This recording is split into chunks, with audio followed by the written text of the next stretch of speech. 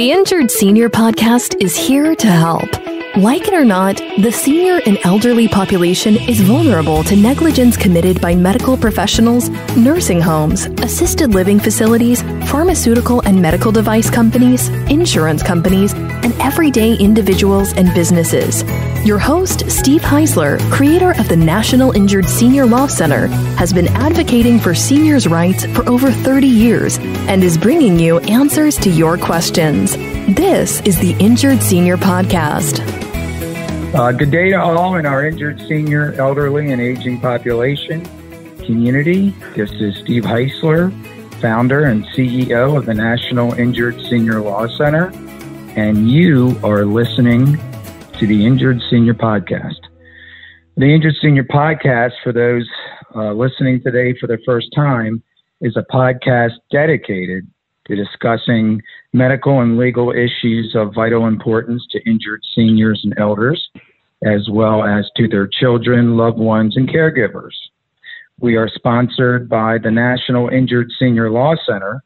If you or a loved one, a senior, an elder, has been injured by the negligence of a medical professional, a nursing home, the pharmaceutical industry, or others, get in touch with the National Injured Senior Law Center at www.injuredseniorhotline.com or 877-228-4878.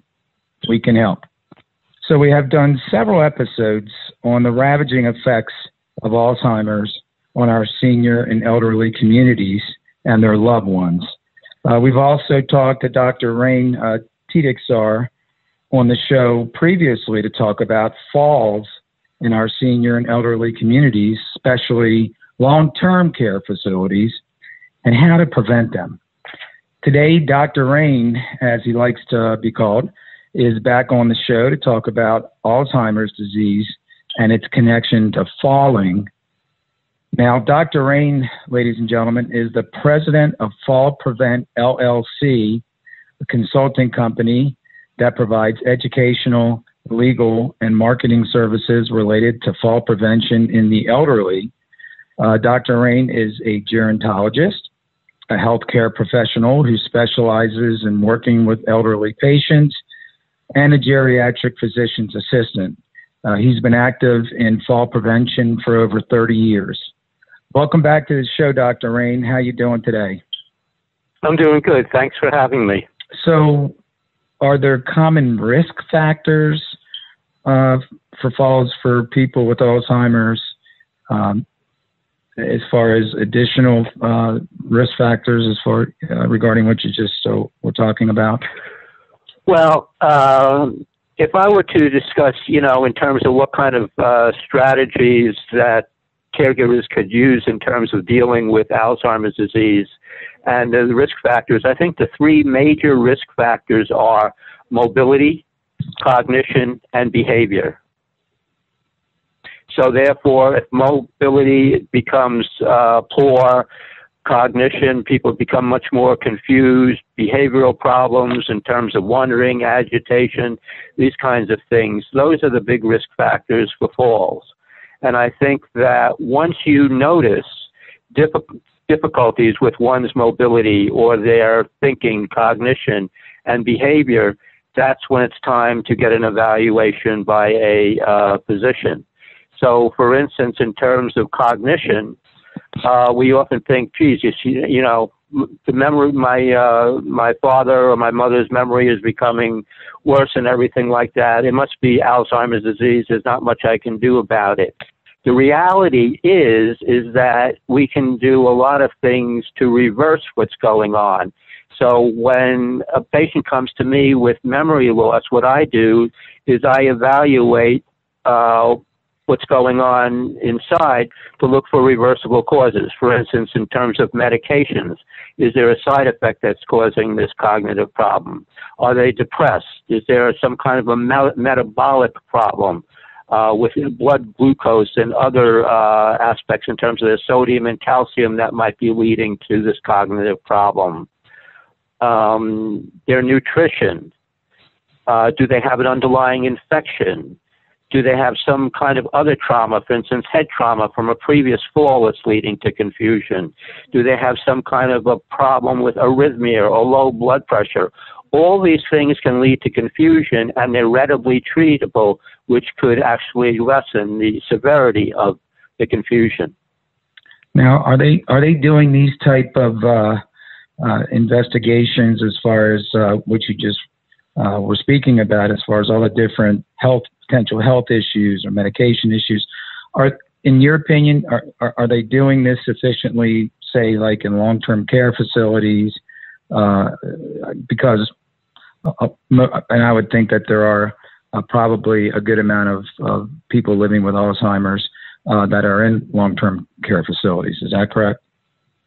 Right. I think when you get to facilities in terms of nursing homes and assisted living facilities, yes, that they all have geriatricians or physicians with experience in working with elderly people who are in charge, and they would look for these things, hopefully. But out in the community, it might be another factor. And most individuals with early stage Alzheimer's and everything like that are living in the community. They only go into a nursing home is when they have really difficulty in terms of unable to walk, maintain their balance. They have problems with urinary incontinence, et cetera, et cetera. So most of the individuals with Alzheimer's do live out in the community. And so the question is, do regular doctors look at these things? Not always. The best thing that caregivers can do is hook up with doctors that are geriatricians, doctors who have had special training in taking care of older people. Right. So, and the geriatricians, obviously, they know what to look for. So you just take, if a caregiver or a child of a senior living with Alzheimer's brings their parent or the person they're caring for to a geriatrician, that geriatrician, does he have to or she have to be a specialist in Alzheimer's, or is it any geriatrician usually will know what to do? Any geriatrician, because their training, they cover all the basics of Alzheimer's disease. And it's just not individuals who have documented Alzheimer's disease, because what happens with aging is that ability to recall things and memory declines. So a lot of normal age people without Alzheimer's may think, Jesus, maybe do I have early Alzheimer's happening or something like that? They'll go in for an evaluation.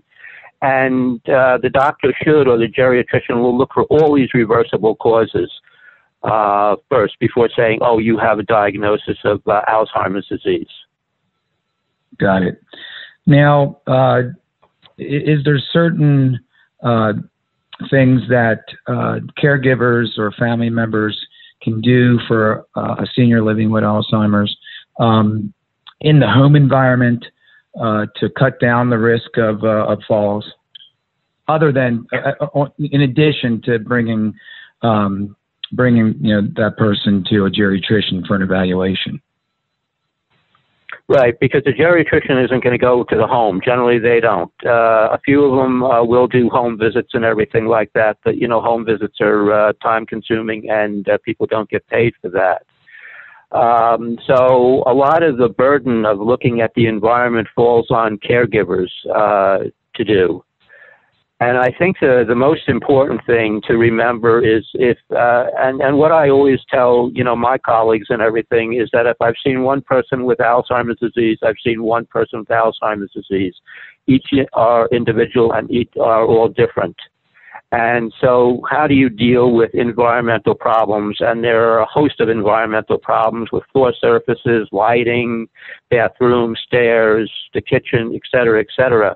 But how do you start? You can't change everything, and you don't want to change everything, because when you do, you change the familiar and you make people much more confused.